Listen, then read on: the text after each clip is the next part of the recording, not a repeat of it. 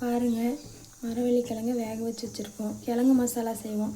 இன்றைக்கி மரவள்ளிக்கிழங்கு மசாலா செய்யலாம் வாங்க. மரவள்ளிக்கிழங்கு நல்லா பருப்பை ஊற்றி வச்சு மசிச்சுக்கலாம். பாருங்கள், இப்போ நல்லா மரவள்ளிக்கிழங்கு மசிச்சாச்சு. மசிச்சதுக்கப்புறம் ஒரு கடாயில் எண்ணெய் வச்சு மசிச்சாச்சு. இப்போ இந்த கடாயில் எண்ணெய் வச்சுருக்கோமா, கடாயில் எண்ணெய் வச்சு கடுகு போட்டுக்கலாம்.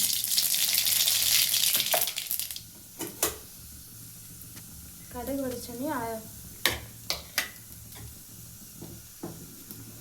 கடலைப்பருப்பு வந்து நான் ஊற வச்சுருக்கேன்.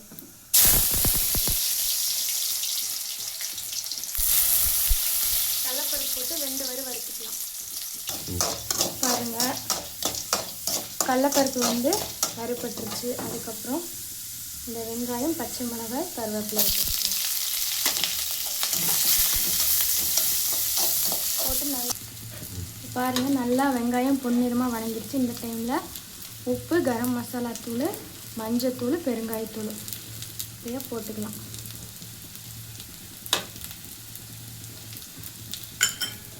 போட்டு ஒரே ஒரு கிண்டு கிண்டுனா போதும்.